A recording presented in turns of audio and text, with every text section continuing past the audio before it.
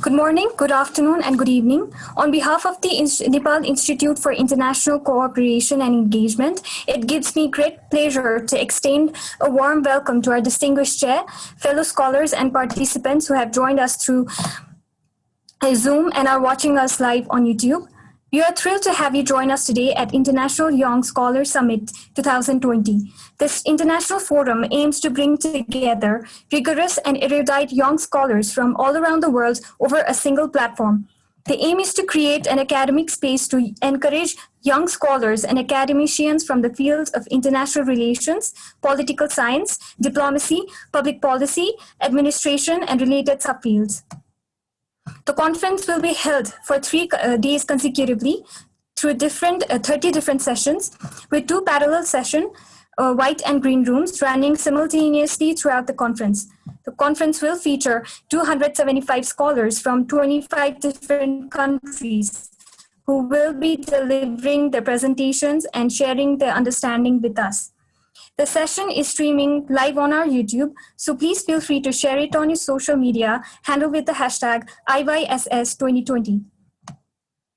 This is the 25th session of the conference, and to chair and moderate the session, it's an honor to have Dr. Manish Thapa here with us today. Dr. Manish Thapa is visiting professor of International Relations and Security Studies at Institute of International Relations at University of Warsaw. He's currently heading Global Equity Fund in Nepal, which is an institutional private equity and venture capital fund which invests in startup and growth stage of companies based in Nepal. He was head of department and professor of Peace and Security Studies at Department of Peace and Conflict Studies, United Nations mandated University for Peace in Costa Rica from 2015 to 2018. He's one of the founding members of Department of Conflict, Peace and Development Studies at Tribhuvan University, Nepal from 2007 to 2015. He has served as research fellow in several universities and institutes in Europe and North America. He was Brown International Advanced Research Institute Fellow at Brown University, Robert McNamara Visiting Research Fellow at the Department of Peace and Conflict Research at Uppsala University from 2009 to 2010. Dr. Thapa received his postdoctoral from University of Warsaw, Poland in 2013, doctoral degree in International Relations from University of Tokyo, Japan in 2011, a master's in Peace and Security Studies from European Peace University, Austria in 2006. He has published numerous books, journal articles, and book chapters with leading publishers and journals. His recent publications are Palgrave Encyclopedia of Global Security Studies, Chief Editor, Palgrave Macmillan 2020, From Bullet to Ballot, Peacemaking and Peace Building in Nepal, Lessons Learned and Unlearned, Editor and Contributor, London, Routledge 2020, forthcoming November 2020, Internal Conflicts and Peacebuilding Challenges, KW Publishers 2015, India in the Contemporary World, Routledge 2014. So without any further ado, let me now request Dr. Manish Thapa to moderate the session. Thank you very much.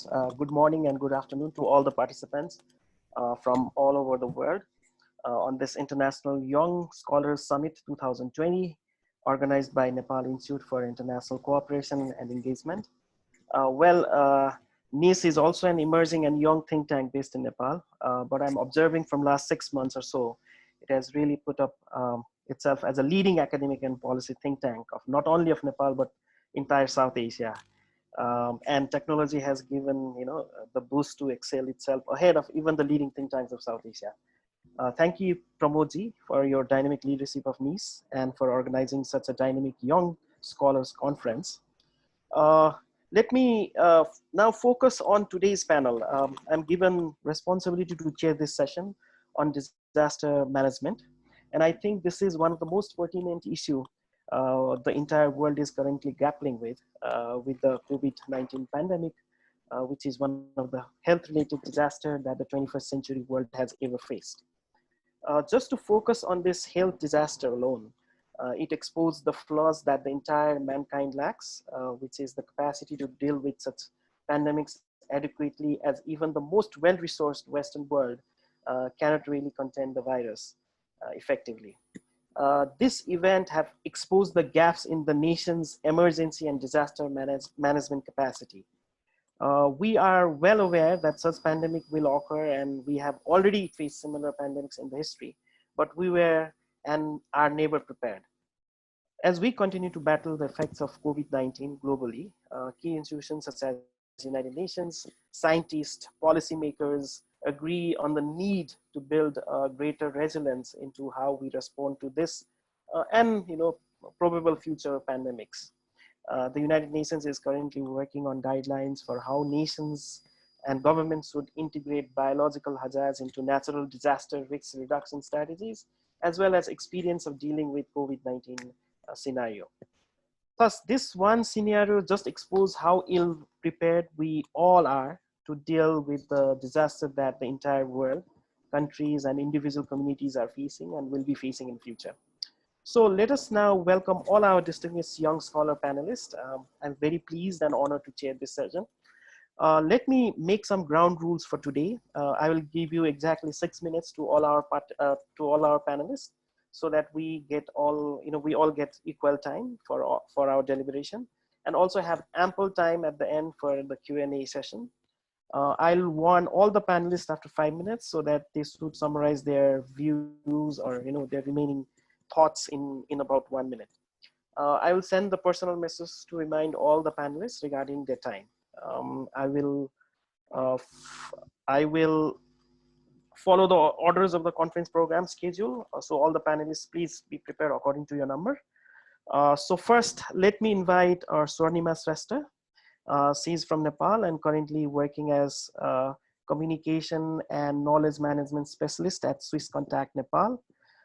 And her topic today is evolving role of communication during disasters and pandemic, a South Asian context. Swarnima, the floor is yours.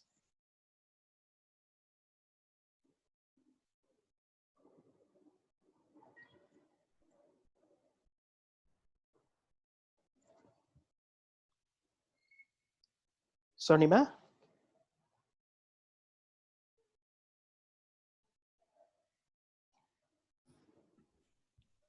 Hello, thank you, Chair. Sorry for that. Like I was not made the co-host, so I could not speak immediately. Firstly, I would like to thank NICU for organizing such a great event, and also for giving me an opportunity to be a part of this amazing event. For the presentation, I would like to share my screen with you all.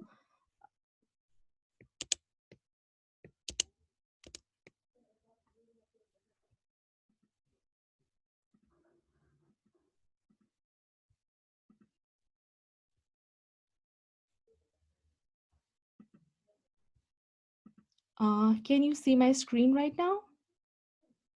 Yes. Okay, so I'll go ahead. Thank you so much. So topic of my presentation is evolving role of communication during disasters and pandemic. I'll present it in a South Asian perspective.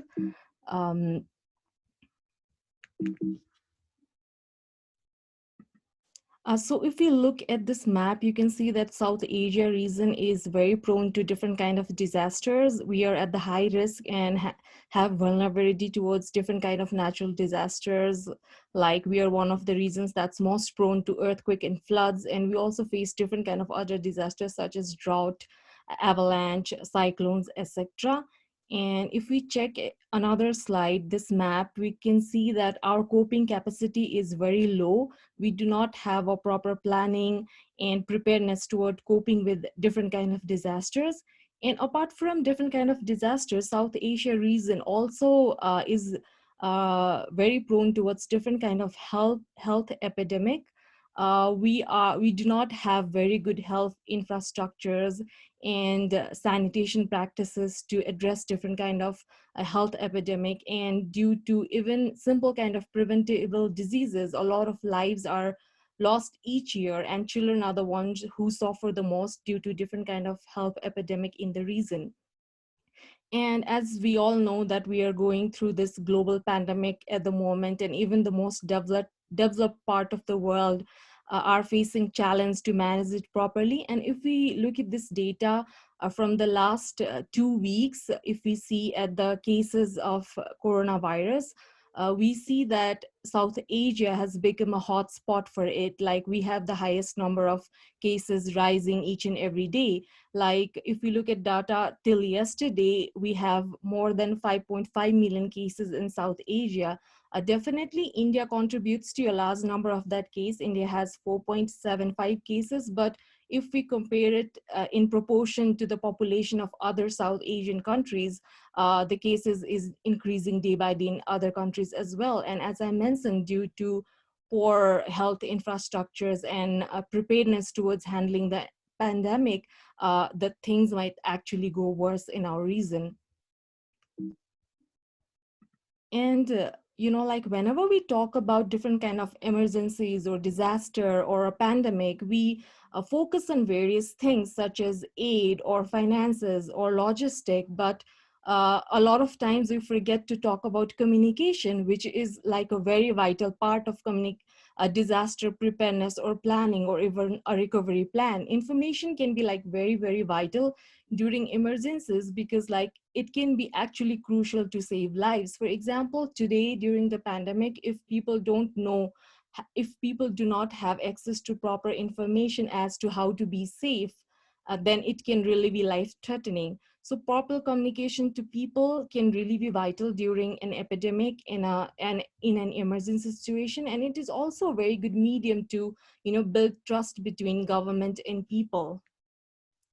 And as we all know, like there are so many new technology that we use right now, and like the way how we communicate has evolved so much, especially in the past decade. Like we do not have to rely upon or wait for television or radio or newspaper to find a proper source of news or information. Like due to social media, even people like us, we have become very aware, and we get information live from wherever it is happening at the moment. So how we communicate have changed rapidly. And also it has been, like replaced a lot of traditional mediums, that has been using since a long time. So does that mean like, new media has replaced all the other medias that we have been using to communicate during the disaster? That's certainly not so, because South Asia is a region still with like 65.57% of people residing in rural area and who do not have access to internet or other technological advancements. So people still rely on traditional mediums such as radio or television, or even like door-to-door activities, or community events such as street dramas or posters or pamphlets and things like that. So if you can see this data, only 30% of people in South Asia actually have access to internet as of 2019. So this is a data from United Nations University. So, and some of the countries have like even less access, like 11% in Afghanistan. So we cannot really rely on the new mediums and social media platform if we want to like provide vital life-saving information during an emergency situation in terms of South Asian context. So I think it is very important to find an appropriate medium which do not leave out the people who are marginalized or who are like residing in the rural areas, who do not have access to internet or technological devices. So it is very important to find what medium they trust and what medium they listen to. So I actually conducted a research in 2016 after the Nepal earthquake in 2015 in one of the remote parts of Nepal in a district of Sinduli. And in that research, what I found was that 88% of respondents actually listened to radio right after the disaster, and they continued listening to it up to 6 months after the disaster. And also, like I found that like 89% of the people, like they trusted radio as their, most trusted medium of communication to find the right source of information. So I think it is very important to find out which medium people prefer, especially, during a time of emergency, because there's so much rumors and false information that goes around, which can actually be very harmful to the people. So it is very important to find a balanced approach. It is very important to understand the preference of the people and also understand the barriers that they face during the emergency communication. And it is very important that we try to bridge the gap that is created due to this technological advancement, when a lot of people have access to so much information in our smart devices due to our access to internet, but then who do not have that creates a larger gap in the information. So it is very important that accessibility should not be a barrier for people to get the life-saving vital information. As communication needs and like social behavior patterns of people is evolving rapidly, we should like consider that none of the people, even the most marginalized people, should not be left out from emergency communication in any way. So, and I would also like to say that like communication should be a very vital part of disaster planning. Whenever we are making a disaster planning, recovery, or mitigation plan, communication should be a very important aspect of that, because if we miss out on that, like it can really be disastrous. So communication during the time of disasters and pandemic should be very clear. It should be very accessible to anyone. It is very important to clear out myths and rumors that is ongoing at that time. So I would say that with the blended approach, that is like with the blend of new advanced medium and traditional mediums that people trust and still use, especially in the rural parts of South Asia region, we should make sure that vital information, vital life-saving messages during the time of emergencies, like this time of the pandemic, should be accessible to all the people, and it should be made sure that marginalized people are not left out for, like to access the information in any way. So that is my emphasis, that information during a pandemic situation, during an emergency situation, should be accessible for everyone, and no one should be left behind to access vital life-saving information. Thank you. Thank you, Swarnima. Thank you for an excellent presentation, and also giving us a view in terms of the right communication medium to be used while disaster management planning. Now, let us move to our second panelist. Our second panelist is Khirasindhu Saikia, who is a research scholar at School of Law and Public Policy at Assam Rajiv Gandhi University of Cooperative Management. And his topic for today is COVID-19 pandemics and disaster management in India, and analysis of various disaster management policy in India. The floor is yours. Thank you so much, sir. Am I audible? Yeah. Thank you. Respected chairperson, my topic of presentation is COVID-19 pandemic and disaster management in India, and an analysis of various disaster management policies in India. As we all know, that the COVID-19 pandemic is considered as the most crucial global health disaster of the century and the greatest challenge that the mankind faced since the World War II. The first modern COVID-19 pandemic was reported in December 2019 in Wuhan, China, and the World Health Organization has declared COVID-19 pandemic as a global health emergency on March 11, 2020, and provides various guidelines for controlling the disease. In India, the lockdown has been carried out by state governments and district authorities on the direction of the Union Ministry of Home Affairs under the Disaster Management Act 2005. In this presentation, I am going to discuss two main legislations, that is National Disaster Management Act and Epidemics Act. The main objective of the Disaster Management Act 2005 is to provide for effective management of disasters and for matters connected therewith or incidental thereto. Under the Act, the National Disaster Management Authority, NDMA, was set up under the leadership of the Prime Minister and the National Executive Committee, and was chaired by the Home Secretary. And on March 24, 2020, the National Disaster Management Authority issued orders directing the union ministers, state governments, and the authorities to take effective measures to prevent the spread of COVID-19 and laid out guidelines illustrating which establishments would be closed and which service suspended during the lockdown period. The Disaster Management Act has detailed command structure with disaster management authorities at the central, state, and district levels who are required to formulate disaster management plans.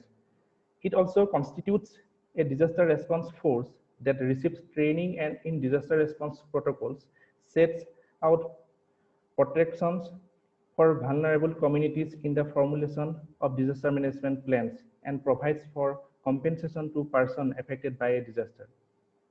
The fact that the Act does not mention epidemics or public health emergencies makes it clear that the uh, focus of the Disaster Management Act is on natural and man-made calamities as opposed to public health emergencies.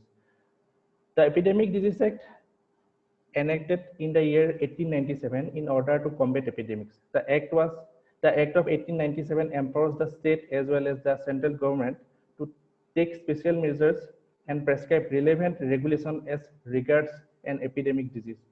Section 2 of the legislation confers a discretionary power upon the state government to adopt temporary regulations to be observed by the public or by any person or class of person as it shall deem necessary to prevent the outbreak of such epidemic. The central government's power was, however, inserted by an amendment in 1920. According to Section 2A of the Act, the central government concerned that any part or the entire country is threatened with an outbreak of an epidemic may take measures and prescribe regulations. As per Section 3 of the Act, anyone who violates the Act shall be deemed to have committed an offense punishable under Section 188 of Indian Penal Code. All the district authorities and the state governments make the rules and regulations during the lockdown period under the epidemics under the section of 3 of Epidemics Act 2005. The Epidemic Disease Act is brief and limited act focusing on granting the government wide discretionary and reactionary powers without establishing a reporting command structure, to be defining the roles of the various levels of government, delineating the rights and responsibility of the public, or requiring the government to take any concrete steps in preparation for an infectious disease outbreak. The absence of strong public health system and public health emergency legislation in India has resulted in extreme containment measures and coordination and communication failures, leading to the large-scale displacement of laborers, migrant laborers, inadequate supply of personal protective equipment, PPE kit to healthcare workers, misuse of police power, and patients absconding from isolated facilities. On the other hand, the United Kingdom enacted the Coronavirus Act 2020, which is a comprehensive legislation dealing with all issues connected with COVID-19, including emergency registrations of healthcare professionals, temporary closure of educational institutions, audiovisual facilities for criminal proceedings, judicial proceedings, power to restrict gatherings, and financial assistance to industry. Similarly, Singapore has passed the Infectious Disease Regulation 2020, which provides for issuance of stay orders which can send at-risk individuals to government-specified accommodation facility. All the aforesaid legislation, regulation, and initiatives are relevant in the current context, but they fail to address the ethical issue of equitable access to public healthcare. In this context, the National Health Bill of 2009 was quite progressive as it touched upon the human rights dimension of public healthcare. The bill defined the epidemic as an occurrence of cases of disease in excess of what is usually expected for a given period of time, and also includes any reference to disease outbreak. Section 5 of the bill imposed certain obligations upon the governments to ensure comparable priority towards a right to quality healthcare service and the well-being of all, as well as to take effective measures to prevent, treat, and control epidemics and epidemic disease. In a way, it was very dynamic bill, but unfortunately never saw the light of the day. India should consider revisiting certain aspects of the bill to tackle such type of pandemics in near future. In concluding remarks, I want to say that the India is need of an inclusive public healthcare law to combat pandemic, and the lockdown is in India. It has been proved that lockdown is was not a solution. So strict laws and healthcare facilities should be improved, and healthcare healthcare health and healthcare and others law other law and should be effectively implemented. Thank you. Thank you, Khirasindhu, basically giving us an overview of the disaster management policy in India and your analysis into it. Now let's move on to our third panelist, and our third panelist is Anamika Asthana. Anamika is an assistant professor of University of Delhi in India, and today she's going to focus on nuclear disaster management in India. Anamika, the floor is yours. Thank you, sir. Respected chair and everyone present here. Good morning and good afternoon to everyone. So I'm going to present on nuclear disaster management in India. And for that, I'm going to share my screen. I hope it is visible to everybody. Yeah, it is. Okay, sure. I'm going to present my paper under these four sections very briefly. The first one will deal with the authority and administrative structure involved with nuclear disaster management. Secondly, I'll cover procedures which relate to prevention and mitigation of nuclear disasters. The third one will have critical evaluation, looking at adequacy and effectiveness of existing mechanisms. And in the last section, I'm going to look at, so there are several reasons for why the current state of affairs is what it is. But I'm going to focus just on one factor, which is occurrence or rather absence of a major crisis as a factor. So so in terms of authority structure, the first thing that we need to keep in mind is the fact that in case of India, the responsibility for safe and secure management of nuclear and radioactive structure lies with the operator. So NPCIL, which is Nuclear Power Corporations of India Limited, operates 19 out of 22 nuclear power reactors. The other operator is Bhavini, and all of these are within the mandate of Department of Atomic Energy, which is responsible for maintenance and promotion of nuclear energy in India. The other major entity involved in nuclear disaster management is Atomic Energy Regulatory Board. Now, regulator does not per se directly intervene in the disaster management, but it is the job of regulator to devise guidelines, rules, standard operation protocols, etc.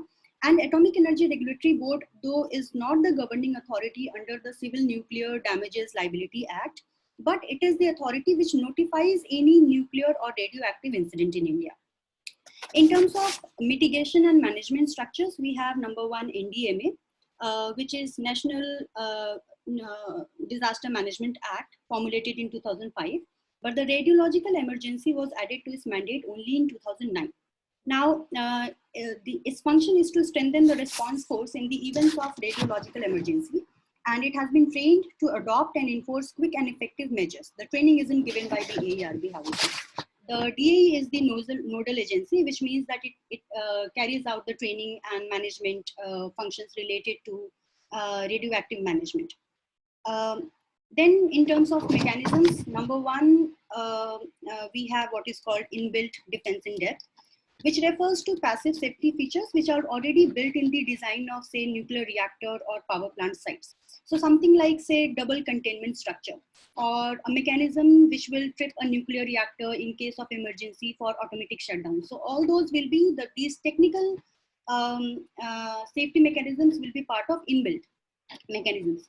In terms of on-site, there are emergency alert, plant emergency, and site emergency. These are categorized by AERB as per the the potential consequences that these emergencies can lead into.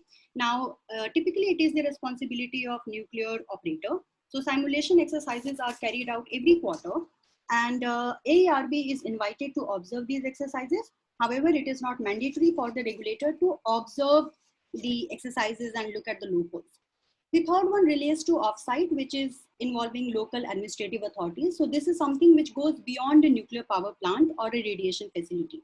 So here, during my field work, I was told that the AERB, the regulator, is obliged to observe the offsite emergency exercises, which happen every 2 years.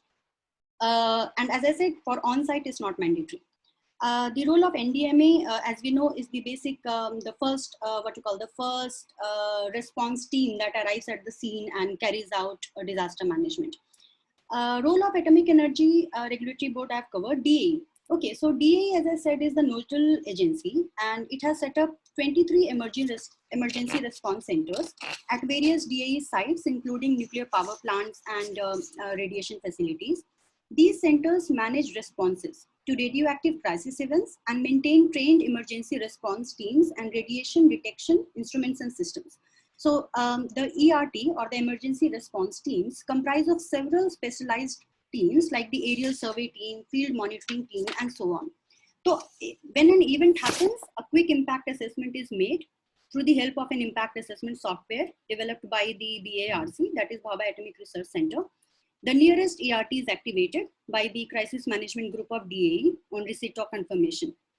And then the Crisis Management Group investigates the damages and coordinates between state and central agencies to generate an effective response to the crisis.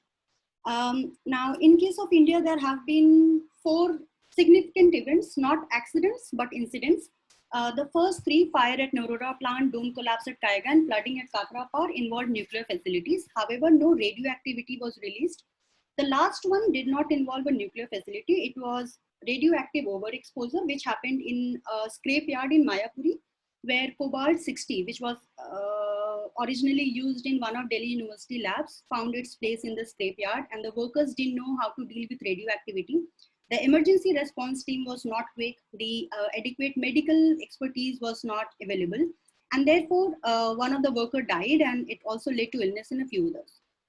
This also kind of streamlined government's response towards nuclear disaster management. So in November 2011, a proposal was made to provide what is called as mobile radiation detection systems, MRDS. These are like, so these devices are supposed to get fitted to police vehicles, which are to detect and get alerted in case a van approaches any radioactive source or a radiologically contaminated area, or detects any radioactive source being transported. So originally the plan was to provide it to 800 police stations covering 80 cities. However, the implementation has not been very quick rather. And therefore, up till 2017, we have seen only 5 batches of trained personnel in this sector, and that too not covering all the states and union territories, which is a major flaw with NDMA. The second major change that happened post Mayapuri related to devising of a system called ILORA, which is for registration and licensing of radioactive facilities all over the India. So this is the second mechanism. And the third one has to deal with the mandate of UGC. So like in Mayapuri, the experimental material, the lab material got exposed to the market and people were exposed. So the idea is that now UGC is supposed to keep a list of who all are operators in terms of labs, etc., and to make sure that once a radioactive material is sufficiently used, is brought within the UGC mandate and given to the appropriate authority for management. In terms of critical evaluation, the nuclear establishment is pretty confident that it's almost near impossible that a major crisis would happen in India. However, if we look at international and national review reports, so I've cited some of the reports that I've looked up in the course of my research, ranging from CAG audit report or international IAEA review, regulatory review services, etc. So they have highlighted a number of problems with the management of radioactive and nuclear facilities. I can talk about it maybe in the Q&A session, but because the time is short, so I'll prolong that discussion for a later time. Specifically with respect to NDMA, one of the major problems is the way it is functioning in terms of infrastructure and resource availability. So the NDMA is a central act, but it works through decentralization and delegation of responsibility at the state level. And there lies a major failure because most of the states in India do not have adequate command and coordination centers. They do not have standard operating procedures. Till date, only Gujarat, if I'm not wrong, is one state which has managed its command and coordination centers. At least systems are in place, but the other states are pretty lacking. And if you look at the personnel requirement, that too is pretty limited, given the fact that India is a vast country and therefore personnel is not enough. While looking at it, and this would be my last slide. So in my fieldwork for my PhD thesis on civilian nuclear regulation in India, through interviews and organizational survey of Atomic Energy Regulatory Board, I found that one of the major factors explaining DAE's confidence in the near impossibility of a nuclear crisis related to the successful demonstration of crisis management capabilities and relative absence of quote unquote major nuclear or radioactive incident in India. So most of the interviewees from within the nuclear establishment, retired and current, they dismiss the possibility of a major incident on a real-time basis or of its spiraling to dangerous proportions.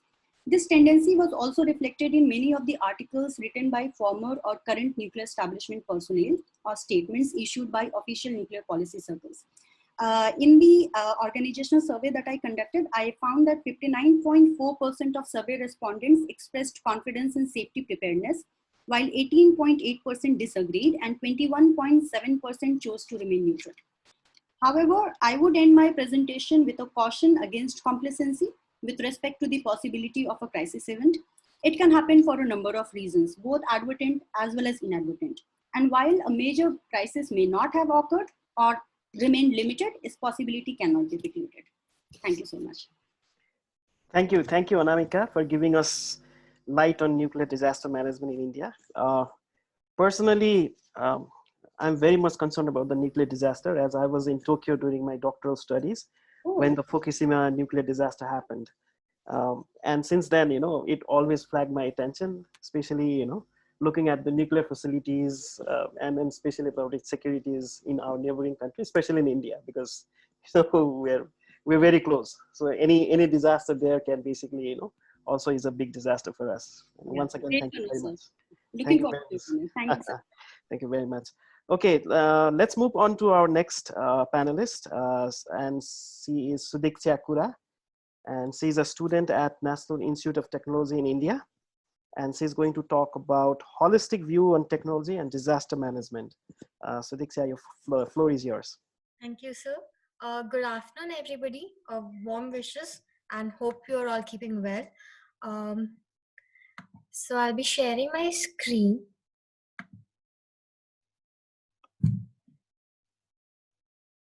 Yeah. So all of us have been witnessing the dynamic advancements happening around us. But then all of us, or most of us, I would rather say, ignore the major drawback or consciously given to it that has been causing harm to our habitat. This human reluctance has unfolded unimaginable mishaps over decades and made us all more vulnerable to the crisis, both natural and human induced. Ironically, disruptive technology, a major factor for the exorbitant advancements, has helped in handling emergencies better, especially through data. So traditionally, there are 4 stages of disaster management. The first one being risk reduction, preparedness, response, and recovery. So during each legs of disaster management, technology is a lifeline, I would rather say. So a very well-known data-intensive application, sensor network, having merits of low cost, quick response, stability, and flexibility, is used to monitor and reduce the risk of disaster. The same sensor networks collect information which is used to bolster community-based preparedness towards disaster management. And then coming to response, after the crisis has occurred, there are agencies that conduct the response part of it. So information systems enhance situational awareness and decision making, and they facilitate the agencies to help and approach the victims better. Then get to know the whereabouts of the impacted population, establish and operate evacuation centers to transport and also manage relief funds. Next, during recovery, I'll quote one of the one of the most innovative technologies that has been used till date, maybe, that is unmanned aerial vehicles. I would also say that drones can be used for the same purpose. So these UAVs have been usually positioned for aid delivery in inaccessible areas. They also assess real-time damage and improve situation awareness through imaging and data acquisition. So data can be used not only in monitoring, but also in forecasting and prediction. Technology is potentially convenient and affordable for the disaster emergencies and crisis. Information technology is largely effective and also demonstrates the potential for integrating the big data analytics. So for big data analytics, we require a lot of information. An enormous amount of data is collected from each disaster. And it is surprising that the majority of information is gathered from social media, which is followed by satellites, sensor webs, crowdsourcing, and so on. So social media is a very powerful tool for disaster communications and can be used beyond raising public awareness and preparedness, from surveillance, monitoring, providing real-time alerts and warning. It can also allow emergency response crews to immediately connect with the survivors and direct their attention accordingly. So, to quote a few examples, in the past, during Hurricane Sandy phase, there were 20 million tweets that were posted in 2 weeks. And during Nepal earthquake, there were 7 million users who have checked in safe via Facebook. So this is a very important role that social media plays. And also, social media facilitates supply of support and encourages donations. Most importantly, it is significantly useful for building trust and ensuring stress management through interactive platforms. And now coming to analyze the power of data. So data insights are made, like I mentioned previously, that enormous data can be collected from each disaster. And using this data, this data has very meaningful and very useful hidden insights. So these data insights are made with precision. Okay, starting from data exploration, which involves investigating leads and trying to understand the pattern or characteristics within the data. Later, we use quantitative techniques to get a level deeper by using various models with an intention to scientifically piece together a forensic view of what data is really saying. Then we create data products that can help respond quickly and effectively during the inevitable circumstances. An application of data analytics is like finding population-based hotspots. This is to reveal where the elderly or handicapped, or in short, people who need the priority assistance. So to figure out where these hotspots lie, that help the rescue workers make informed decisions. So this is one of the major applications of these data products. And Google has been warning before disasters cause damage. Like in India, Google has started public alerts in maps for floods. If there's a flood prone region, they alert all the people who were there in that region so that they can start taking preventive, or they can improvise their work on their preparedness. And predictive and data analytics uses powerful algorithm models to analyze past data to predict future trends. Like there are a few handful emerging trends, a handful emerging technologies which are working on this predictive data analytics. For example, this National Center for Atmospheric Research, they developed a computer model to predict wildfires. This model simulates how weather drives fire and how fire creates their own weather. The US Geological Survey is developing an earthquake early warning system is using an earthquake early warning system which uses network of high quality ground motion sensors. For flood prediction, scientists use radar, highly detailed computer model, weather forecasts, and advanced stream flow computer simulations to provide locally specific guidance for decision makers during the crucial 1 to 12 hour window. Usually, in predictive analytics, geographical data, real-time images, recently generated evidence, and knowledge of what rescue operators have access to are analyzed to calculate the potential risk. A multi-layered analysis is essential for natural disasters. There are numerous dangerous elements involved, and missing out on anything, any one element can lead to a crisis. To conclude, the major goals of disaster information should be to improve decision making before, during, and after emergencies, to improve access to quality of information, to provide data products that are specifically designed to meet the needs of the users, to promote efficiency, cost effectiveness, and to stimulate and facilitate mitigation. Thank you. Thank you very much, Sudeeksha, for giving us holistic view on relationship between technology and disaster with a very pertinent example of use of social media. Thank you once again, and congratulations for your presentation. Let us move to our fifth panelist, and our fifth panelist is Lupsy Monty-Roy, and she is an assistant professor at Sammilani Mahavidyalaya in India. Today, she is going to talk about disaster management amidst COVID-19. Lupsy, the floor is yours. Thank you. Yeah. Greetings to the chair and the panelists. I would like to share my screen. Am I audible? Yes, but Yeah.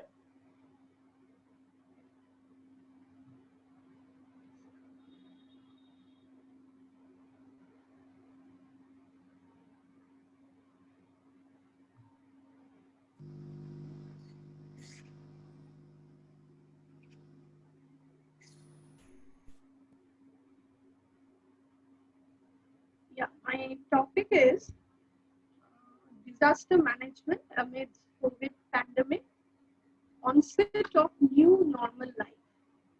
So let us see what is disaster. Disaster means destruction of a normal life. It jeopardizes the life of animate beings. It devastates the society, its economy, day-to-day life, and the entire course of human life. So it affects the flora and fauna also. And who declared COVID-19 as global pandemic in March 2020, March 11.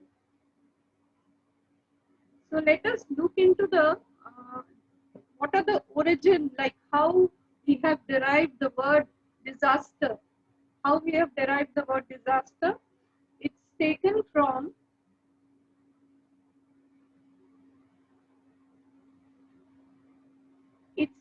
from a French word, Italian word, and Greek word, as you all can see in my slide. The meaning of what disaster is bad star or calamity which occurs due to bad luck. And it can be of two types. Basically, it is natural or man-made or anthropogenic. There can be secondary disaster also. Suppose in case there is earthquake, it can lead to tsunami or flood. And most of the disasters which occur, it does not spare any country, even if it's rich or economically advanced nation. Now let us see what are the challenges that are faced due to COVID-19. COVID-19 itself is a global disaster. It is seen as the third world war.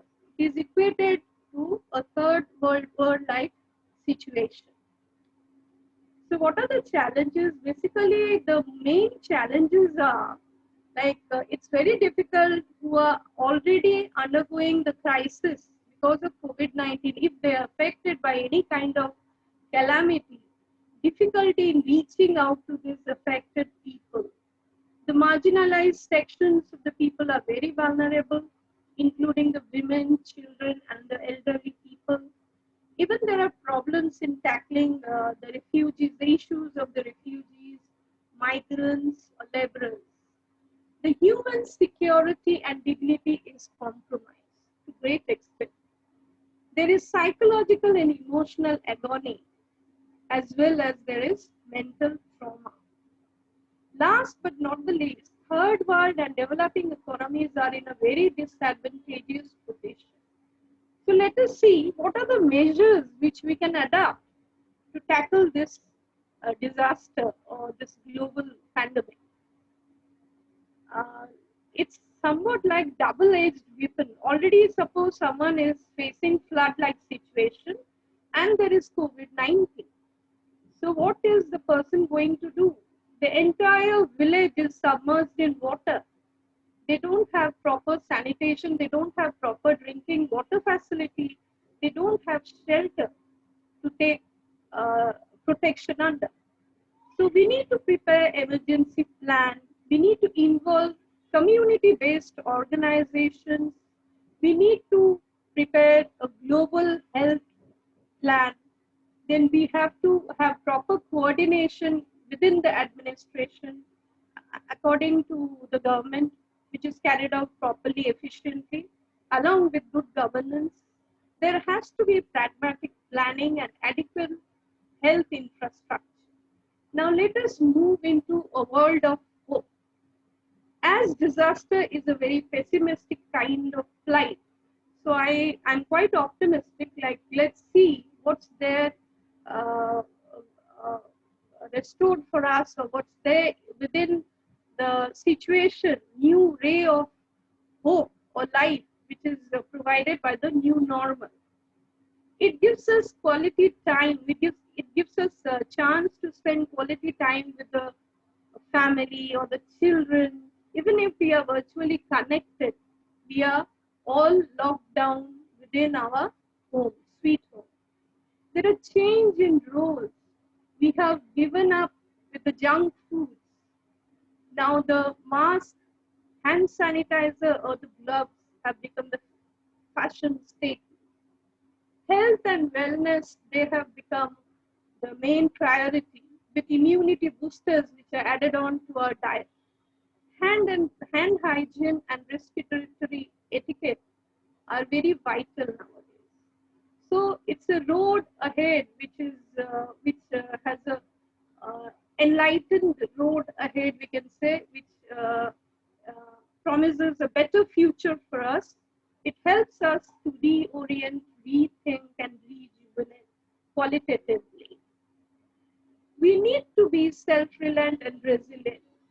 Here, Charles Darwin's theory is quite applicable because humans are basically very adaptive. So we can apply the two principles, struggle for existence and survival of the fittest. Those who are the fittest, they survive. Those who stick to the restrictions or the social distancing protocols, they survive. And we all are struggling. We all are undergoing the pandemic. We all are undergoing the disaster. And these are my resources, sources of references, which I referred to. And lastly, I would leave you all with a saying, which is given by Peter Drucker. The best way to predict future is to create it. We don't know what the future lies, what the future has for us, where the future will take us. So why not we all join our hands together to create it. Thank you. Thank you, Professor Lupsy, and thank you for giving us a look into the disaster management amidst COVID-19 scenario. Let us move to our next panel. Our next panelist is Villery Renuka, and Villery is a student at Andhra University in India. And today she is going to talk about disaster management. Villery, the floor is yours. Yes, sir. Good afternoon to all. First of all, thanks to Nice Nepal for being me here today. Today, my topic is disaster management to share the PPT with you. Can I, sir? Can I share my video? Yes. Yes, thank you. Disaster management. Disaster is defined by the United Nations as a serious disruption of the functioning of a community or society, which involves widespread of human, material, economic, or environmental impacts that exceeded the ability of the affected community or society to cope using its resources. Some of the authors described the disaster like D for destruction, I for incidents, S for sufferings, A for administrative failures, and S means sentiments, and T for tragedies, and E for eruption of communicable diseases, and R for research programming and its implementation. And well, disaster management at the individual and organizational level deals with the issue of planning, coordinating, communication, and risk assessment. Disaster management is guide us how to know about the natural disasters, and disaster management is how we act before and during and after disaster strike. Well, disaster risk reduction is an action to taken to reduce the risks of disasters by considering the hazards, vulnerability, localization, location, and exposure. Hazard is a dangerous situation, dangerous condition that damage the livelihood and property like earthquakes, landslides, etc. And vulnerability condition that can turn a situation into the risk or the possibility of a disaster at any area. Capacity is resources which exist our community and enabling them to cope up with the stand, prepare, and quick recovery from the disaster strike. Here, the formula which is applicable to the disaster risk, the combo of the hazards and vulnerability by capacity.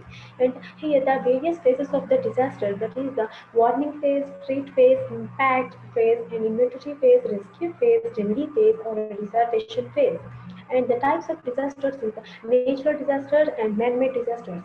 Here, the natural disaster is affected from the natural hazard, like geophysical, hydrological, climatological, and meteorological, biological, natural disasters. And when man-made disasters are chemical weapon, radiation energy, bioterrorism, and war and conflict, and etc. And here some of pictures of natural disasters are shared in this slide, like flood, earthquake, volcano, ice storm, etc. And some of the man-made disasters pictures are shared in this slide, like bomb blasting, airplane crash, train accident, etc. And some of the global disasters in 2020 are the Australian bushfire, devastating floods in Indonesia, volcano eruption in Philippines, etc. And disasters in India in 2020 are Uttarakhand forest fires, Assam gas and oil leakage, Kerala floods, and Visakhapatnam gas leakage. Some of the pictures of global disasters in 2020 are shared in this slide, like volcano eruption, coronavirus, Australia bushfire, etc. And here, some of the Indian disasters in 2020 occurred are pictures are shared in this slide, like locust swarm, Visakhapatnam, the gas leakage, Salem hydropower plant, Assam floods, Amphan cyclone, and here the global here we can observe the global deaths from natural disasters from 1900 to 2016, especially in the the drought disaster is affected in 1900. 1.26 million people were affected. It's rapidly increasing to the 3 million people in the 1930s drought, and it's slowly reaching to the 1.5 million, and it's reaching to the 20,000 people to 2000, in 2010. And while observing the floods disaster, it's a highly 3.7 million people were affected in the 1930s floods, and it's decreasing to the 2 million people in 1960s floods, and it's slowly rating up to the 9,000. And while we are observing in that earthquake disasters continuously affecting the continuously strike from the 1900 to 2010. And here recently we are affected from the extreme weather like high temperatures, droughts in green color. Here, one more point, every year the natural disasters affected minimum 20,000 people. And here the impacts of the disasters are loss of human life, flora and fauna of the region, and loss and damage to the properties, and impact on the economic activities, and loss of livelihood, damage to the environmental, and loss of agricultural land and produce. Here, the role of disaster management is mitigation, preparedness, response, and recovery. Here, the mitigation is the measures taken before the disaster, like building codes, zoning, vulnerable analysis, and wellness. Preparedness is refers to the measures taken to prepare, reduce the effects of disasters with data analysis and constructive predictive model, developing new modeling, help through maps, through reports to the public contacts. And whereas response measures can be taken during the disaster and immediately after an event. Response activities can collect the information through the agencies and communicate the hazard warnings to the public. Whereas recovery activities is the post-disaster measures.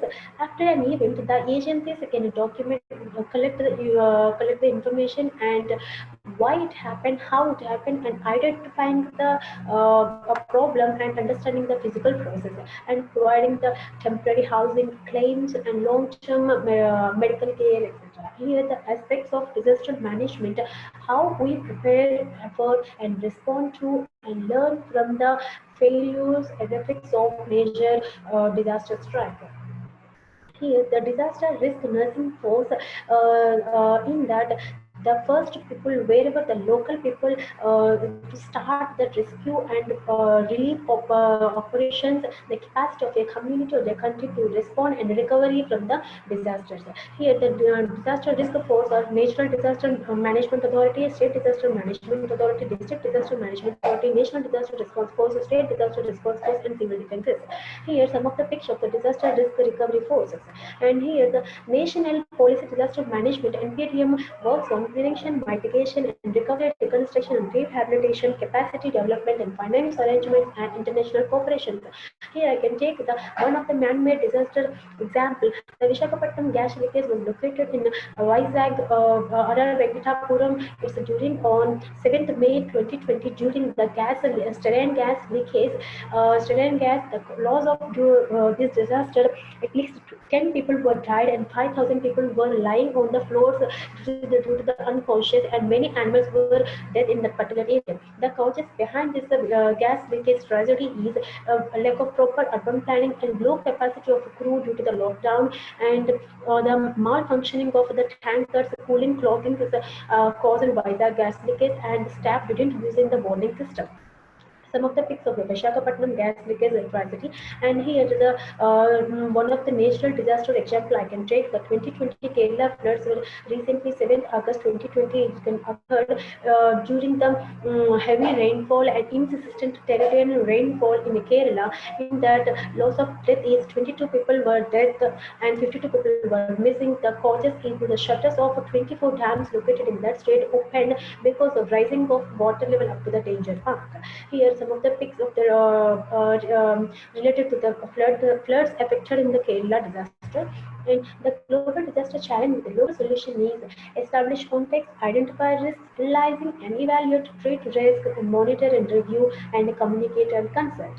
Here, in conclusion, in my point of view, at each phase of disaster management cycle, critical decisions must be made that require getting the right information to the right people at the right time.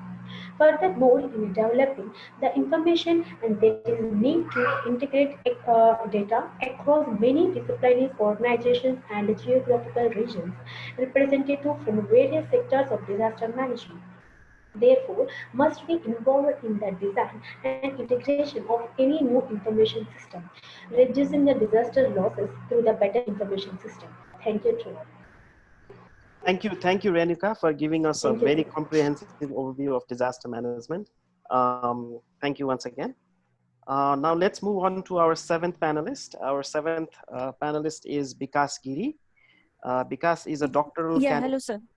Bikas is a doctoral candidate at Jawaharlal Nehru University.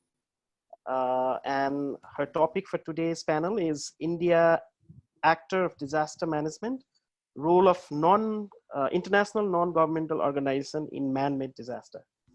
Bikas, the floor is yours. Thank you. As I'm presenting on actors of disaster management, role of international non-governmental organizations in man-made disasters.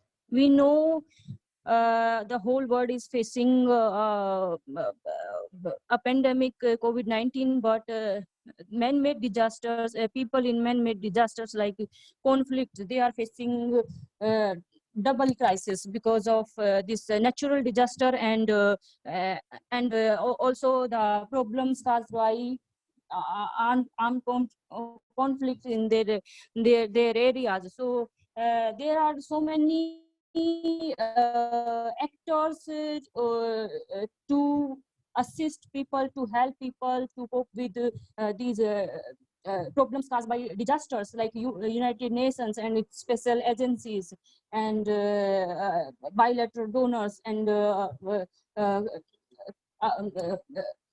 individual governments and government authorities of conflict area. But my paper is focusing on role of INGOs in disaster management, especially in man-made disasters. It also highlights that how the work of INGOs is different from INGOs are non-profit organizations which are not established by any intergovernmental agreement. So INGOs basically are non-profit organizations. They work all over the world in different countries, and disasters can be defined as natural and man-made calamities which affect a large number of human beings and also endanger many lives. So in terms of man-made disasters like civil war and armed conflict, INGOs play very important role to save human lives or to assist people in conflict areas, as INGOs are crucial source of information and information and awareness. They speak out in order to increase international awareness of the suffering and add their voice to raise a wave of international pressure exerted on the government of conflict area, affected area by the UN and other governments, and also delivers life-saving services to the affected people in conflict areas like food, health, shelter, water, sanitation, and so on. So they help people in affected people in conflict areas to restore their capacities to cope with the problems caused by conflicts. Uh, apart from these life-saving services, INGOs also provide also involved in coordination activities, as the whole system of this disaster management is premised on coordination, cooperation, and partnership between different disaster management agencies and actors, including UN and its special agencies, UN OCHA and INGOs, local and national NGOs, ICRC and Red Cross. So and other private donors also. So INGOs plays a very important role in cooperation. They get information about the suffering and cooperate with UN OCHA and other actors of humanitarian assistance in UN OCHA is the primary organization which coordinates all the humanitarian activities in disaster affected areas. And the INGOs are unique because they work at very grassroots level, unlike intergovernmental organizations. INGOs recruit local staff to work in very remote areas where where government and workers or governmental organizations do not want to go or not capable to go, because many times governmental organizations and governments are denied access to work in conflict areas by conflict parties or armed groups. So one of the reason for denying access is that governmental organizations are considered to the promoter of government policies or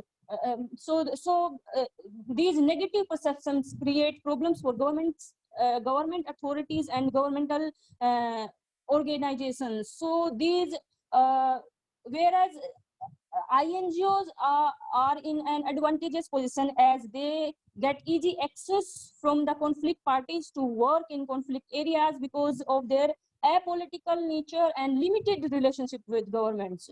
So government organizations need some kind of medium to deal with this kind of problem. So they need help from INGOs. So this advantageous position gives INGOs a unique status.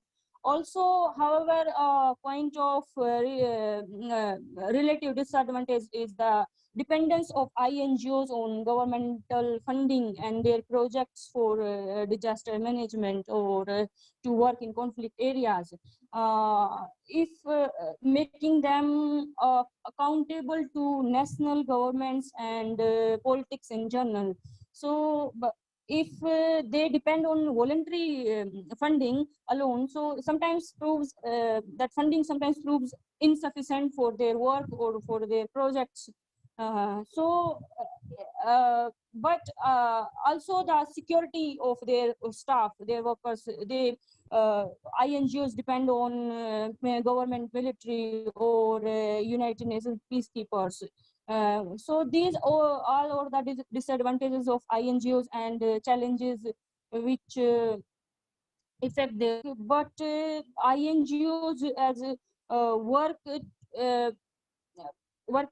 to help people in any environment, and so they so their work is fulfilling the purpose of disaster management to save human life or to reduce human suffering caused by man-made disasters or any other natural disasters. So I'm ending here. Thank you so much. Thank you very much uh, for giving us an overview, especially on the man-made disaster management in India and the special role of INGOs. Now let's move on to our eighth panelist. Our eighth panelist is Kritika Patil, and she is a student at Jawaharlal Nehru University. And today she is going to talk about India's disaster diplomacy amidst a pandemic. Kritika, the floor is yours. Thank you. Am I audible? Yeah. Okay, I'll share my screen.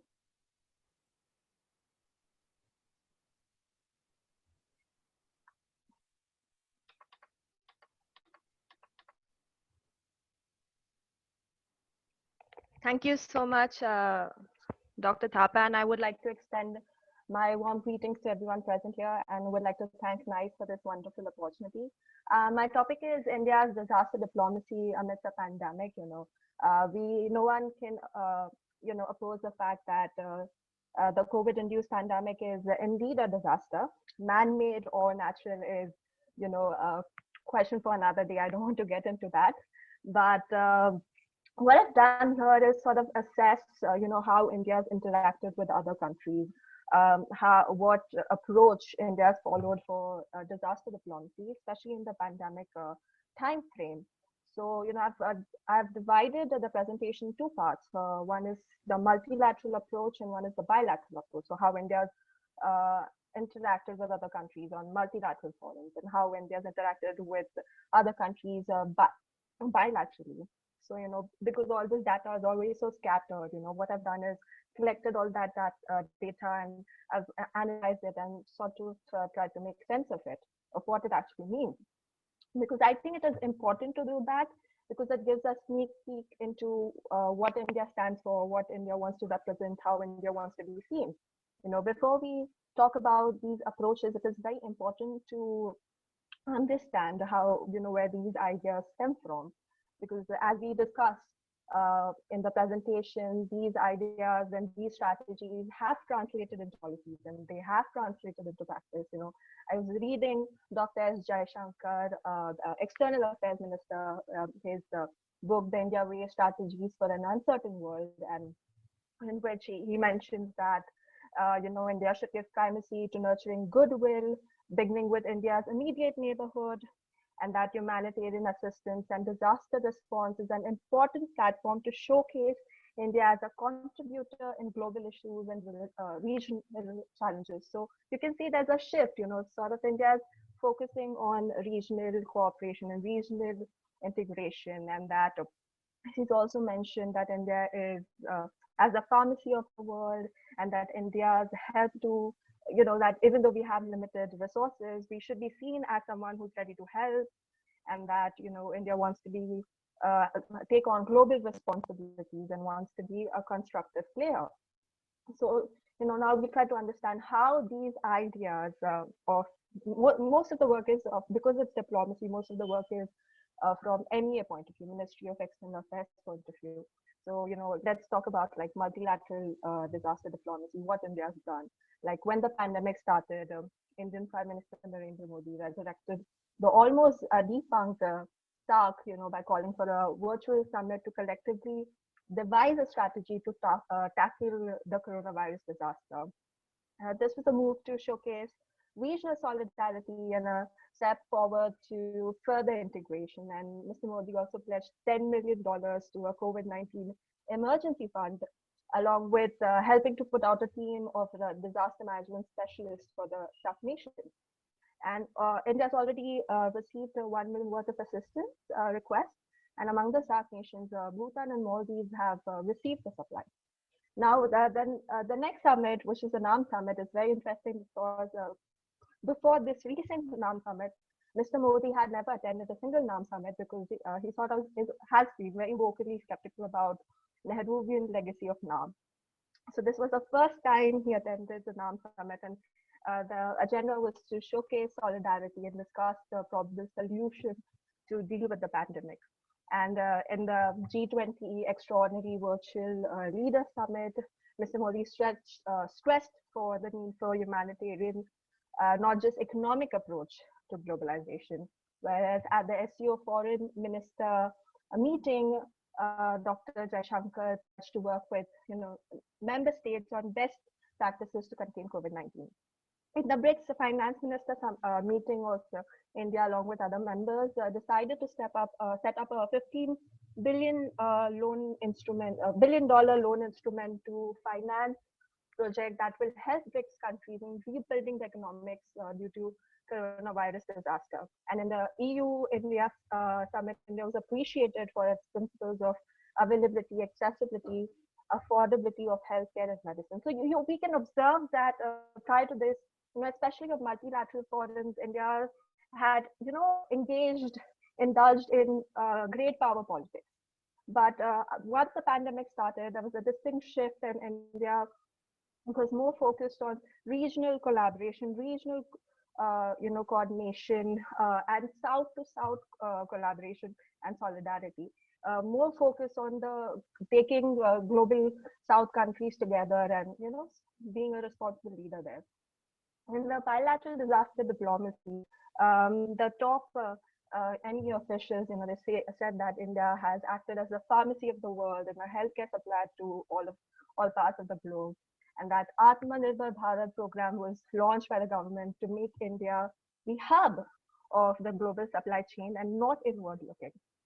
Also, India issued a swift clearance for export of anti-malaria drug hydrochloroquine to 55 countries, which was also a possible drug for COVID-19. And then India has reached out to 32 African countries with the promise of supplying medical kits containing essential drugs like paracetamol, etc. to fight the menace of coronavirus and malaria.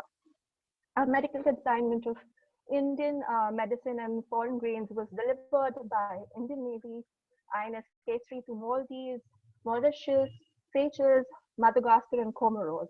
And in South America, the Development Partnership Administration of the MEA handed over 15 tons of combined medical aid to Peru and Bolivia to combat the pandemic.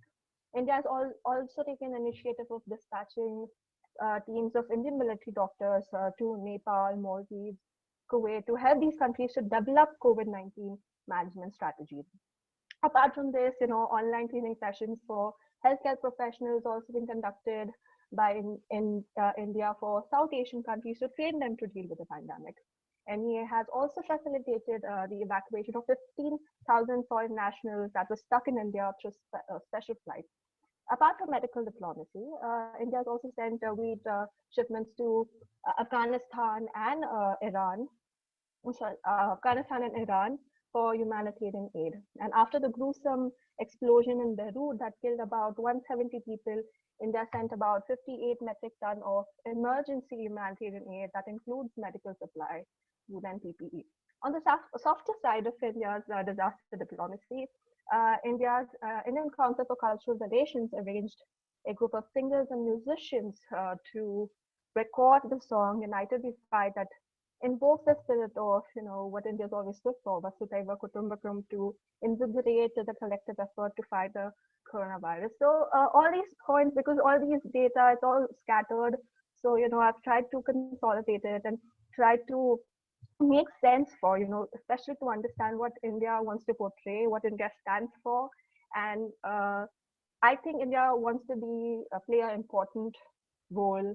It wants to be a global stakeholder, but a very responsible global stakeholder. It wants to say that it's always there, not only for the West, but mainly global South solidarity. Especially the focus is on, regional collaboration, regional integration, and I think they've done a commendable job on it. Thank you so much. Thank you, Kritika, for giving us a light on India's diplomacy, disaster diplomacy amidst COVID, the pandemic.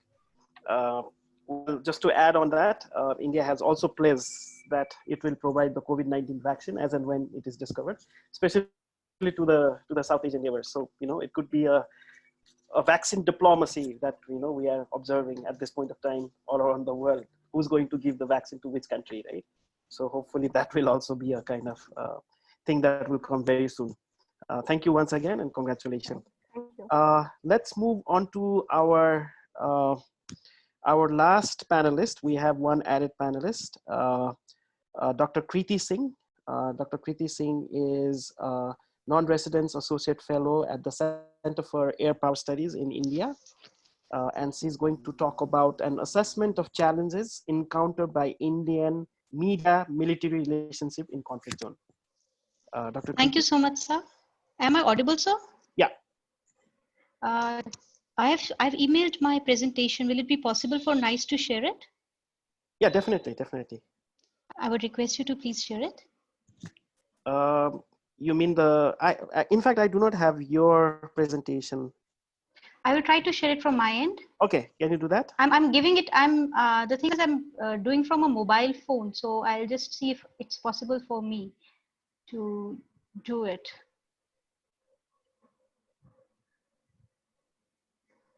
Okay, I can't see my presentation from my mobile. Anyways, without taking much time, okay. A very good afternoon, Chair, and my fellow presenters in audience.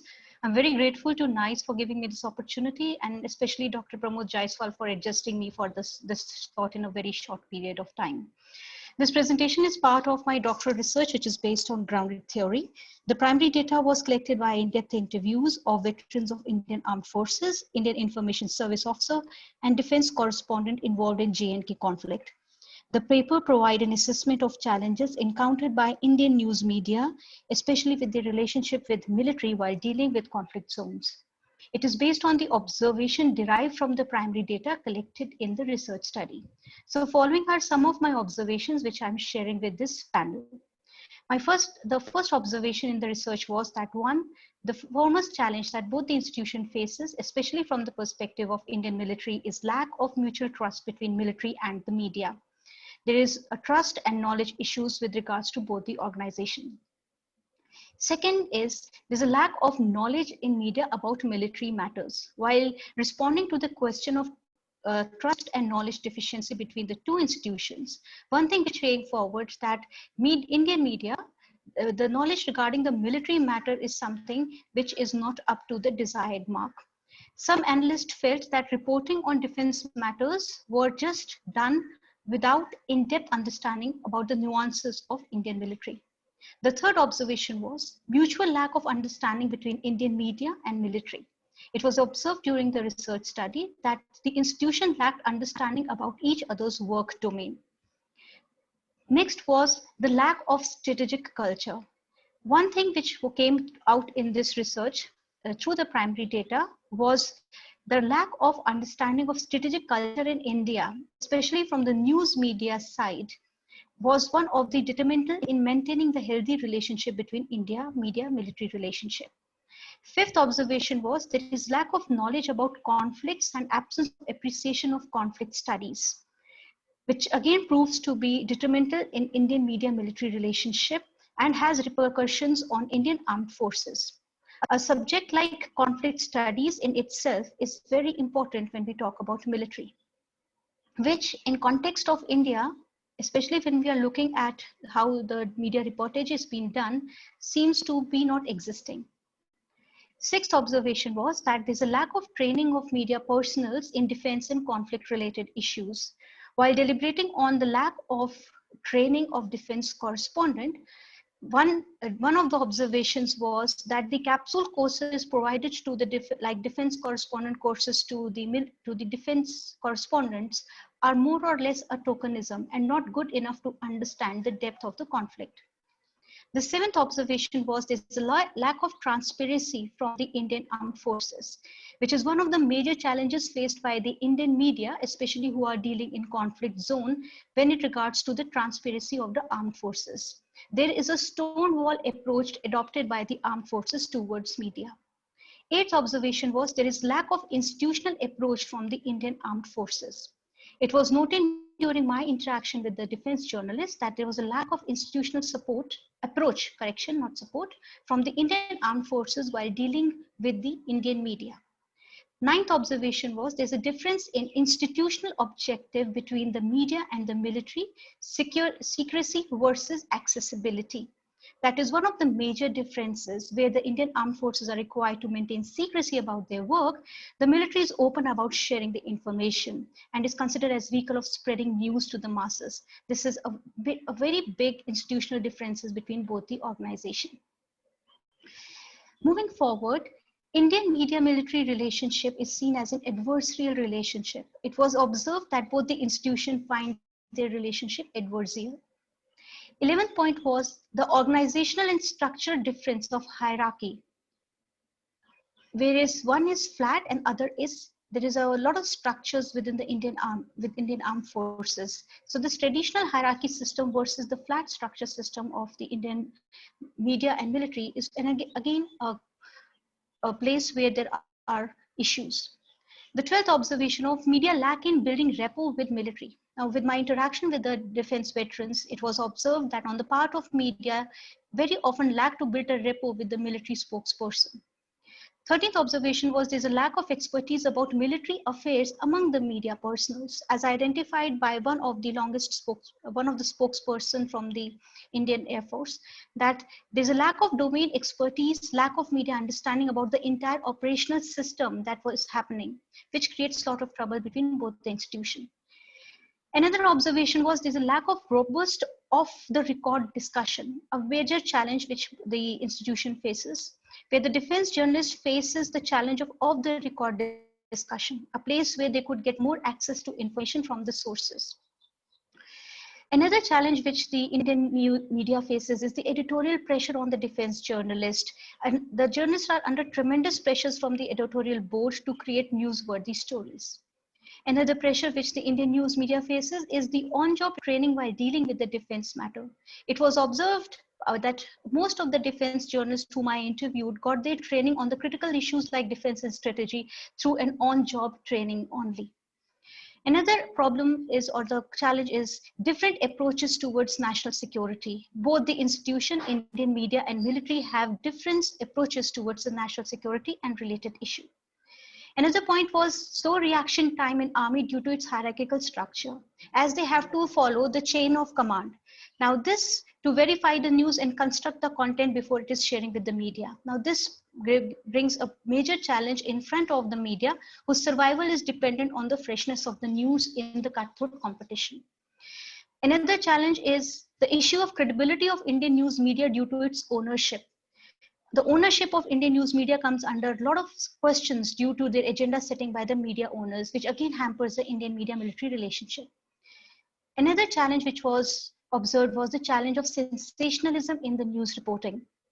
It was observed that both media and military sensationalism appeared to be a common challenge for both the institutions. Moving further, the commercial interest of media in selling the news also mars the Indian media-military relationship. The observation that media create to sell news, which was identified in the literature review of the research, also reinforced during the primary data collection. There was another observation with regards to the challenge encountered, is that some of the journalists opt either the reporting for the limelight, or some of them consider defense journalism as a dry beat. Moving forward, there's a lack of efforts from the media houses to improve the quality of the defense journalist, which is another challenge which the defense people in defense reporting face. There's a challenge of misquoting by media, and there's also incidents where they have been misreported or twisted facts in the name of news, which again hampers the growth between Indian media-military relationship from the Indian news perspective. There's a mismatch of exigencies of media and the military. It was observed that between both the institution, where one media is focused on immediate availability of the news, the other is waiting to authenticate of the news, where there is a mismatch of exigencies between both of them. When we talk about J&K, there is a dichotomy in the regional and national news reporting. It was observed during the research study that there's a severe dichotomy between the reporting coming from the regional newspaper as well as national newspaper. Another thing which I have not added in this, one of the major challenges that I also observed, that the defense correspondent operating in conflict zones are with no security net being given by the media houses. Their own safety is in their own hands.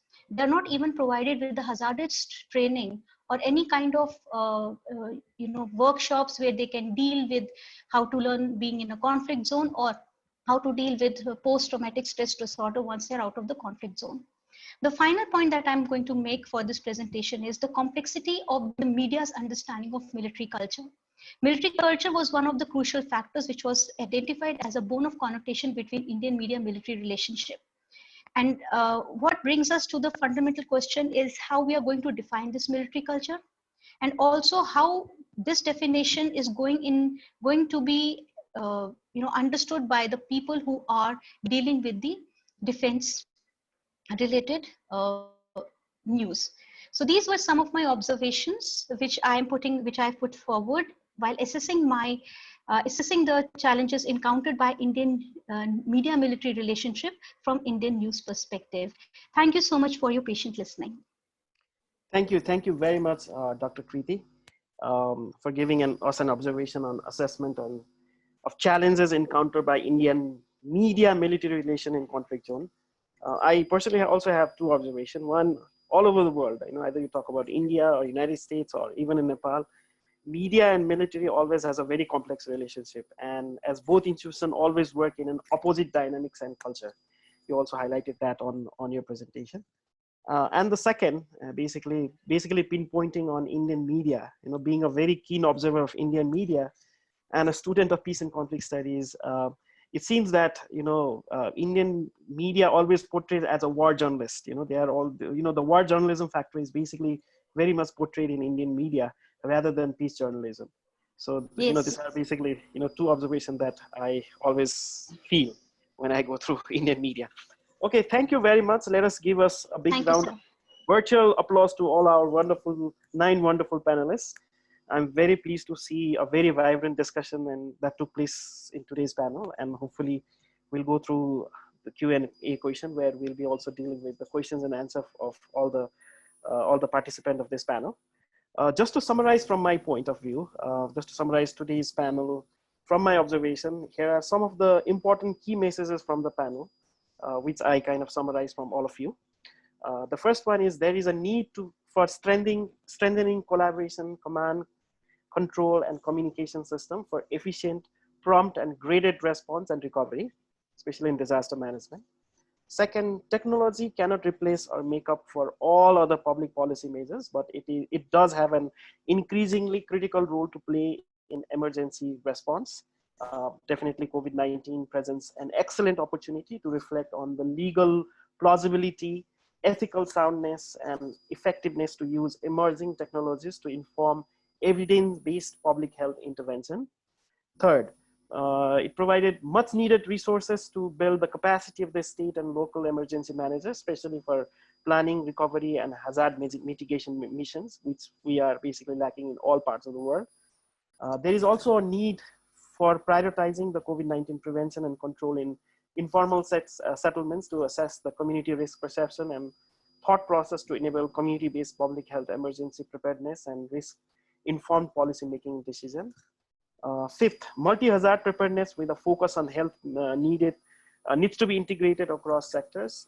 Risk assessment and risk preparedness should emerge as a culture for next generation to enable better management of disaster and public health emergencies like we are facing now. There needs to be a documentation of best practices, creating knowledge platform for lesson learning. We'll promote an inclusive, participatory, and well-informed preparedness and strategy for future reference. And obviously all of our panelists unanimously called to provide much needed resources to build the capacity of the state and local emergency managers, especially for planning, recovery, and hazard mitigation mission. So now let me open floor for discussion and some question and answer. We roughly have about 12 minutes. Please type your question on the public chat box, and with the questions and the person you would like to ask question, we can collect 2-3 questions and answer them simultaneously. Being a chair of this session, I'll take this liberty to ask the first question, and I want to pose a question to Anamika.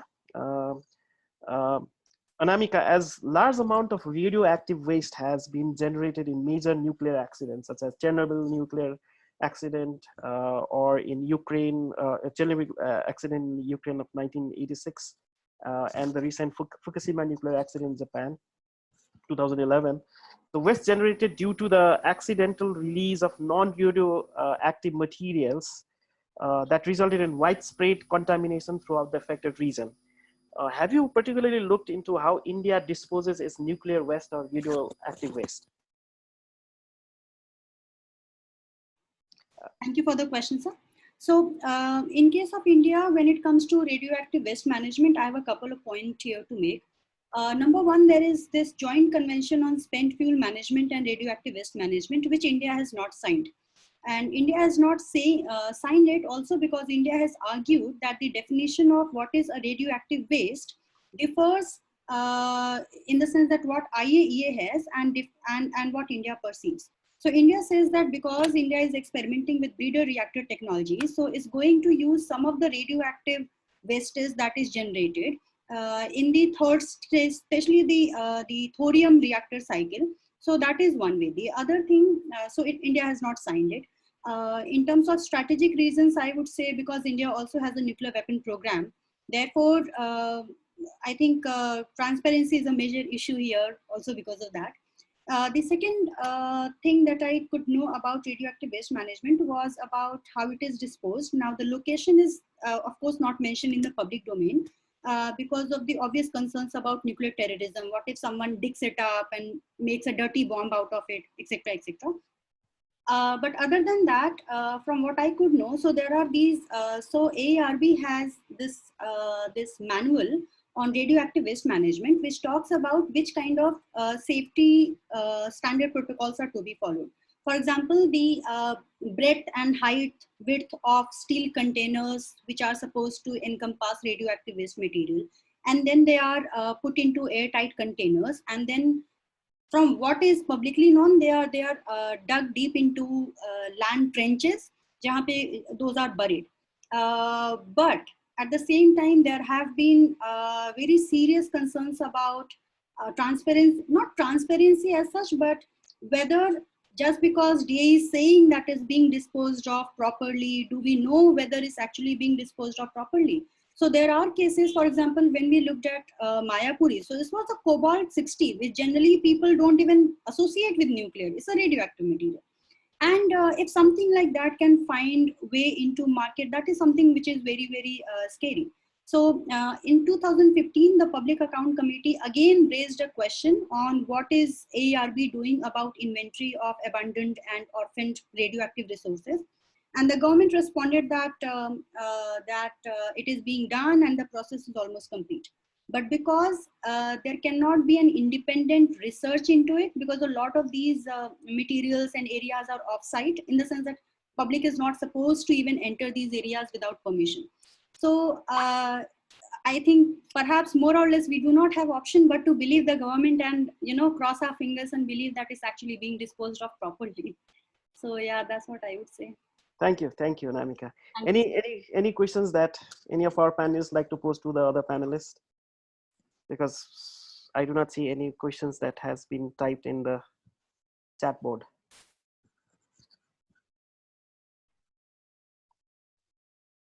May I ask a question?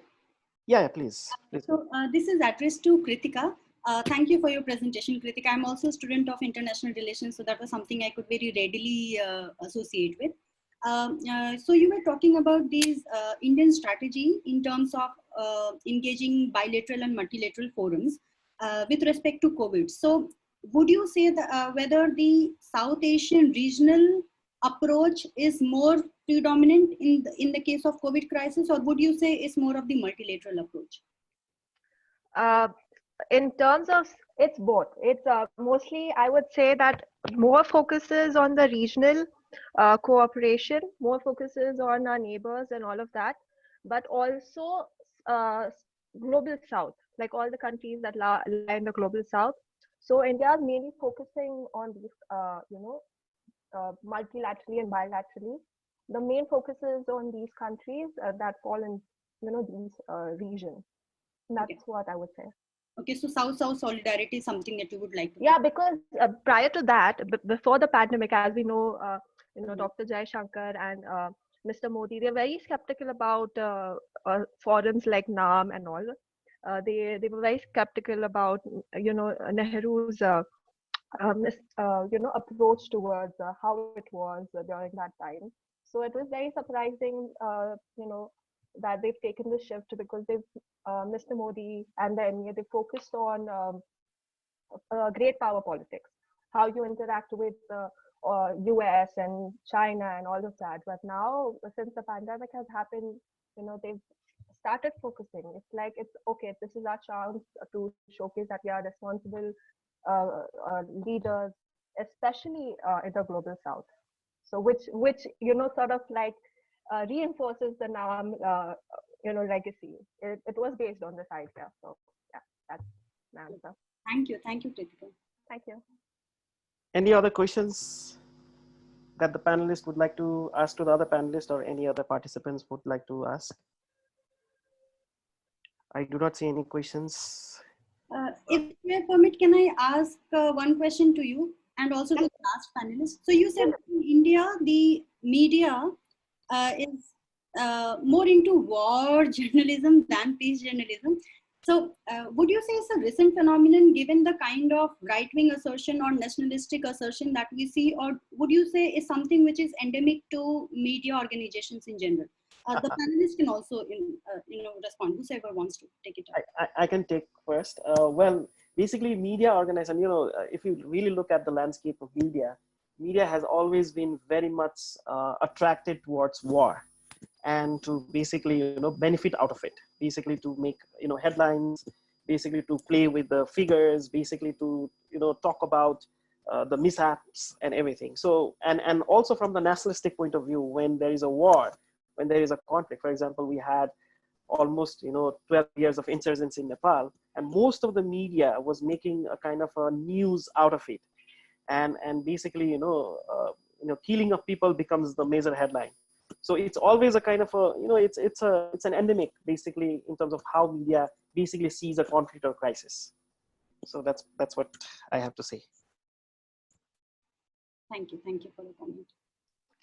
If you allow me, can I speak on this? Yeah, please. The concept that when we talk about wars, it is not something which is, in my understanding, because of a certain government is there.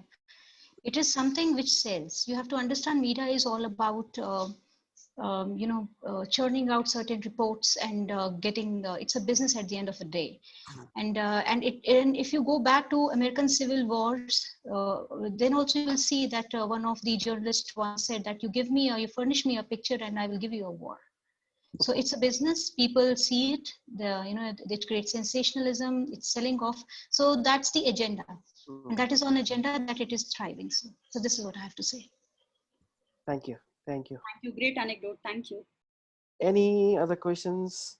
Can I ask question to Swarnima? Yeah, I have a question.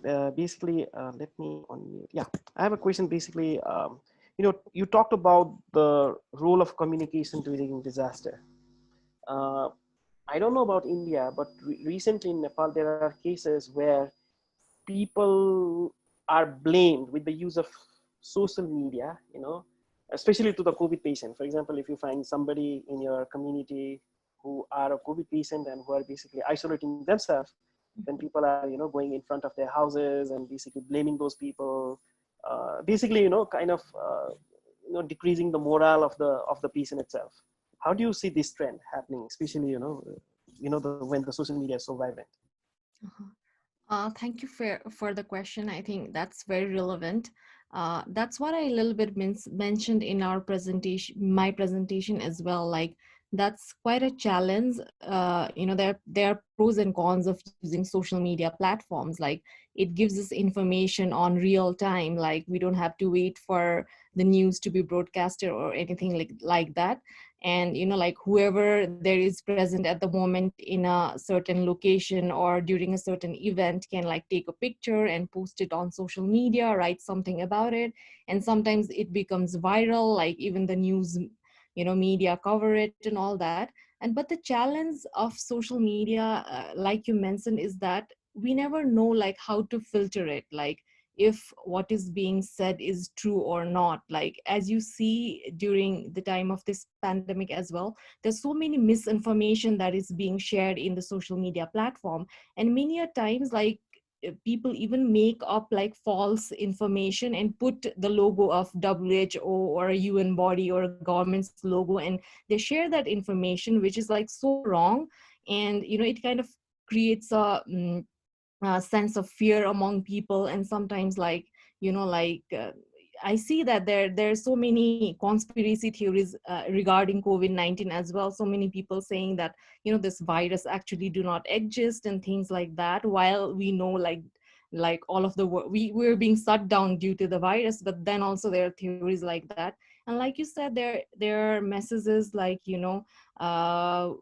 where instead of like creating an environment of solidarity, there's a message of victim blaming and all that due to the social media. But then I'll also see that there's a pro and con regarding the particular event. I think that you mentioned a group of people were upset that like people with COVID-19 were staying isolating in their neighborhood, even doctors in the neighborhood. Yeah, and like even doctors and nurses and health workers are facing like stigma and discrimination because they fear that they might transfer it to the community. But then like I think social media also played a positive role in terms of like there was so much like anger when people saw that there's a certain group of people who are discriminating these health workers. And actually like it was shared so much on social media. I think health workers after that got a lot of support from the communities, and actually authorities were like alarmed, and those people who misbehaved with the health workers were like kind of like legally, given a warning and things like that. So I think it's very important how we look at the messages that we see, because there is no filter mechanism. So I think it's up to us to be very vigilant, especially during emergencies, to what to trust and what to not trust, all the information that is being shared in the platform. And also we should be very careful about what we ourselves share, so that we are not sharing any kind of misinformation. Thank you. Thank you. I think. Can I add to it? Can I add this? Please. This is a very crucial thing that you have raised, especially in terms of social media, COVID-19, and the kind of fake news which have info pandemic, that what we are calling. With response to India, the Bureau of Police Research and Development, BPRD, which is a law enforcement agency, also have given us step-by-step guidelines of how to detect fake news and videos, which the main intention is that when people are going to read through it, there will be a certain degree of chaos or hatred towards each other. So they have taken this, the think tank of Bureau of Peace Research and Development have taken out a published step-by-step guidelines for that. And WhatsApp also came up with its bot to check, to do the fact checking, especially with regards to COVID-19 misinformation, along with other websites also which came forward to, distill between the fake news, including the Facebook was also working on it. So these were some, counter things which were being placed to counter this misinformation happening during COVID-19. That's what I wanted to add. Thank you so much. Thank you very much. Do anybody wants to add anything? Because we do not have any questions. And I think we exactly ended on time. Thank you all the panelists. Let's give a big round of virtual applause to all of you for all the wonderful panelists and all of us. Thank you very much. And please keep on what you're doing. Thank you very much. We have come to the end of the talk on behalf of NICE to make this event a resounding success. First of all, we would like to express our profuse gratitude and sincere thanks to Dr. Manish Thapa for agreeing to chair and moderate the session today. Our sincere thanks also goes to all our speakers for being a part of the event and delivering such a comprehensive and convincing presentation. We are really honored to have all the speakers with us here today. We would like to acknowledge our gratitude to our friends from the diplomatic community, experts, academia, media, and different appreciation for our audience who participated in the webinar, and those who are watching us live on our YouTube channel. Thank you for your valuable time and attention, and for making the session productive with your questions. We are truly honored to have you all with us this afternoon, and hope to stay connected with you in future as well. It's really been a pleasure. Also, do join us at the next session. Thank you so much.